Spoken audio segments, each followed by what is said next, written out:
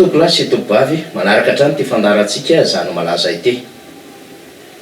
Ny farany herinandro teo zany no nitafa tamin'ireo malagasy monina any ampitan-dranomasina ny filoha Marc Ravalomanana tao amin'le voale zay atoerana nomanina sy nosafidin'ireo malagasy monina any ampitan-dranomasina isika no nisiny zay fitafana mivatana izay ary marobe ireo nanatrika izany fotoana izany. Na dia somary lavidavitra ny tanàna aza ity toerana ity satria any Saint-Germain les Arpajons 9180 no nanantanterana ny fiainana dia nanehoany ireo malagasy fa tahakin'ireo malagasy aty an-tandrazana izy ireo liana amin'ny raharaham-pirenena ary tsy vitany hoe liana fa tena nanana an'izay finiavana hiaona amin'ny filoha Marc Ravalomanana izay. Zay finiavana hiaona amin'ny filoha Marc Ravalomanana izay dia nasehon'izy ireo ihany koa tamin'ny fahatongavana maro satria dia amanarivony ireo malagasy nanatrika izany fiainana izany.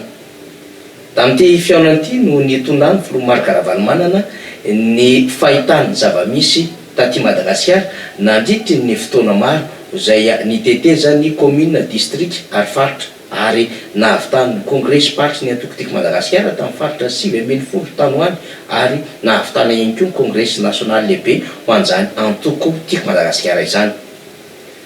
Mbola tamin'ity fiainana tany La France ity tamin'ny sabotsy lasa teo no nitondrany filoha Marc Ravalomanana ihany koa ny hoe aiza ho aiza ny toerana misy ny firenena ankehitriny taoriny reny tsanganavatra zay nanesorana azy teo amin'ny fitantanana firenena ireny diso fantatry ny rehetra dia hoe fanonganam-panjakana. Nisy famotinana araky ny fomba fijery samihafa nitondrany filoha Marc Ravalomanana teo amin'ireo malagasy monina any ampitan-dranomasina ny zava-misy aty toerana. Ny tanitsany ireo olana ara-tsosialy ekonomika politika lalova ny firenena ary tsy navelany andeha ho azy ny mikasika ny naturalisation na ry fangatahana izay fivadiana zoom-pirenena ho an'Andriamatoa Rajoelina indrindrina zay. Teo ihany koa ny fijeron'ireo foloalinda zay nanao fanamina kanefa dia nanatrika ny faneho-kevitra politika nataonga Rajoelina herinandro lasa izay ary dia niteraka mihitsy zany hoe nampiseho ny foronana amina position politika zay andraisiny voalohan'ny repoblika ary namaly ny fanoherana. Tsy mety zany hoy Andriamatoa Marc Ravalomanana raha toka ny foloalinda no mampiseho izany ny antony dia tokony hipetraka ao anatin'izay tsy fandanina ho an'ny antsina any aloha izany foloalinda ary tokony hiaro izay vaoaka sy mifanana an'izay indrindrandrindra ho anisany andro farany dernier ampary ny foloalinda. Ankoatran'izany rehetrarehetra izany dia misy fanontaniana mahakasika ny toetra ara-politika eto Madagasikara ny amin'ny fomba faneho-kevitra ny amin'ny fifandraisana amin'ny sehatreretram-pirenena indrindraindrindra moa ny fahavonona ny filoha Marc Ravalomanana hiasika ny fifidianana aty Madagasikara. Nentiny tao anatin'ny ora maromaro izay fiainana izay ary nahafahan'ireo diaspora malagasy monina any ampitan-dranomasina nametraka fanontaniana ihany koa amin'ny filoha Marc Ravalomanana. Tena hoe fiainany ty sy manina iny fiainana iny satria dia akoatra ny famaroan'ny olona dia teo ihany koa ny ambiansa fakatsary ny ambiansa fifanakaloza-kevitra hivelany nanonana ofisialy ka taty amin'ny kolisy dia misy ny fifampiresahana amin'ny vatana nataon'ny filoha Marc Ravalomanana tamin'ireo malagasy monina any ampitan-dranomasina sy ny hoe inona ny tokony ataon'izy ireo ho an'ny tandrazana satria tena fanavotam-pirenena izao fijoroana ho an'ny Madagasikara indrindra ny fahasahiana hiatrika ny fifidianana 2020 izao. Zany na tsy zany dia samy nametraka ny ihany rehetra ny amin'ny fomba fiasan'ny CENI ny fomba fiasan'ny ACC ary samy nametraka ihany koa fahamailona reo mpanatrika eny hatramin'ny filoha Marc Ravalomanana ny amin'ny hoe hijorotsika saingy tsy hamela ho an'ireo zay mpamotika firenena sy indrindrandrindra reo efa zatra nanao lalandririnina amin'izay tsy fanao teto Madagasikara no andeha ho azy amin'izao fa tena fijoroana mihoatra n'izay hijoroana hatramin'izay no ho tanterana amin'ity 2020 ity ka anisan'izany le hoe Marc Ravalomanana nijoro tahaka izay efa nijoroana tamin'ny taona 2020 no hijoroany amin'izao taona 2020 izao. Ilay fatapahan-kevitra détermination ilay fahavononana ihany koa dia ao anatin'ny filomaron-karavalomana, ary indrindraindrindra moa rehefa miaona amin'ireo vahoaka malagasy na dia lavitra any amin'ny 100 kilomètre mahery azy kanefa mampitomindray ny rispo hakandraikitra ho an'ny firenena. Arak'izay ambarany filomaron-karavalomana mandrakariva fa tena andraikitra hanavotana tanindrazana sy ny vahoaka malagasy zay tena latsaka anaty fahantrana lalina mijoroana amin'izao fotoana izao, ary vahoaka malagasy zay tena efa mandrangirangy tsy mba manana fanantenana akoriny isan'andro isa-maraina fa dia tena miaina tanteraka ao anatin'izay fahampitena, ao anatin'izay tena hoe fahantrana lalina izay no misy. Dia izany no hijoroany filomaron-karavalomana, ary nanekeny ny fangatahany ireo vahoaka marobe nandritry ny fitsidihan'ny commune, distrika sy faritra araka ny namarantsika teny am-piandohana. Ny MAP+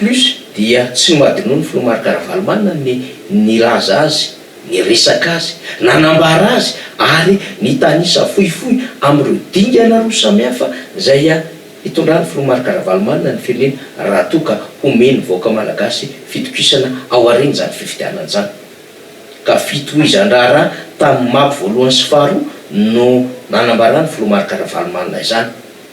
Tsy manko tsapandretra fa efa nitondra vokatsoa ho an'ny firenena ny programa n'asa lehibe zay naharafitry ny filomaron-karavalomana tao anatin'izany Madagascar Action Plan izany, ary efa nentina tamin'ny fotoana nitantana ny firenena nanomboka ny 2010. No hatsaraina sy no avozony zany taty amin'ny taona 2007 zay nahazony no mandat faharoa hitatana indray ny firenena,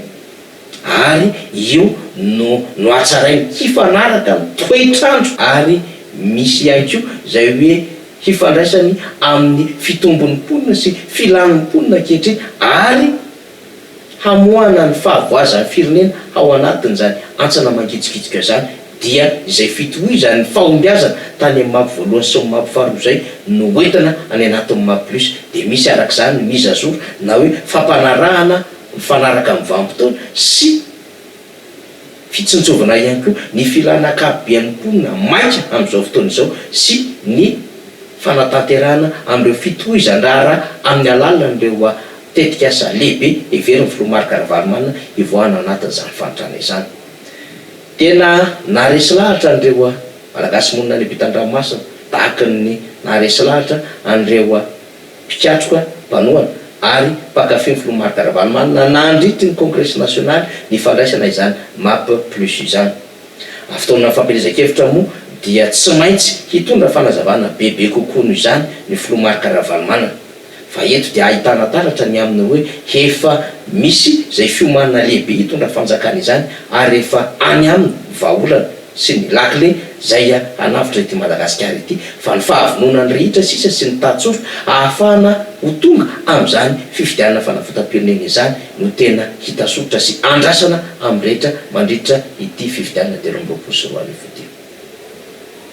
Eo amin'ny setraisam-pinina moa zany dia mifanaretsaka manontany ny zava-misy eto Madagasikara, ireo vondrona samihafa tahaka izay efa nataon'ny OIF, tahaka izay efa nataon'ny PNUD ihany koa teny amin'ny Novotel niaraka tamin'ny CENI, ary nanambarana izy ireo ny fahavonona saingy ny fametrahana fahamialona hatrany ny amin'ny fanatsarana sy ny fiheverana fa fandaminana ny fifidianana ho tanterahana eto Madagasikara. Dia torak'izany ny eo anivon'ny SADC ihany koa dia iona amin'ireo vondrona politika sy fiarahamonim-pirenena samihafa zay hihainoan'izy ireo ary hitondran'izy ireo ny hevina mahakasika zay hoavy ara-politika ny Madagasikara, indrindra amin'ny fanomanana fifidianana izany. Reny rehetrarehetra reny dia ahafahan'ny miomana. Hatreto aloha zany dia tsy misy afa-tsy Andriamatoa Marc-Ravalomanana, filoha nasionaly ny antoko-tiako Madagasikara no nampiseho ny fahavonona. Eny na ny fitondram-panjakana milaza ho vonona hiarika fifidianana aza dia tsy mbola sa manambara akory ny amin'ny hoe sasatsa ary ho kandida sa tsy ho kandida ny olona ao anatin'ilay fitondram-panjakana. Izy raha teo zay mbola sahirana amin'ny fanadiova-tena amin'ny alalan'izany zany fizaka zoam-pirenena malagasy izany zay efa nariny raha ho an'ny Andry Rajoelina fa nakany fizakana zoam-pirenena frantsay tamin'ny alalan'ny naturalisation. Eo anatrehan'ny lalàna dia tsy tokony hitatana andraikitra, ary eo anatrehan'ny lalàna tsy manana fahafahana intsony hirotsaka hofidiana Andriamatoa Andry Rajoelina. izany no ambarany lalàna fa tsy isika akory mamorona na dia miezaka aza miaro tena am'ireo mpamono afo sy ireo mpahay lalàna samy hafa ajoro ny fitondram-panjakana dia hatramin'izao mandraky teny androany tsy mahavono afo satria vao mainka miseho eo amin'ny sehatra iraisam-pirenena ary vao mainka resahana eo amin'ny sehatra iraisam-pirenena sy ny asa fanaova gazety iraisam-pirenena izay frantsay any andratoelona izay atevitra mbola iverenantsika izany ao ariana kely ao rehefa tonga ny fotoana izay ahafahana miresaka izany indrindra moa afaka ray volana any hoany dia hirotsaka ny fametrahana taratasy filatsahako vidina ary afaka ray volana mahery raha toa ka mihevitena ho kandidainga rajoelona dia tsy maintsy ametra-piarana zay izany koa dia ny lalàna no mametra izany zany zava-misy zany malaza makasitraka tompola makatelina tompolavy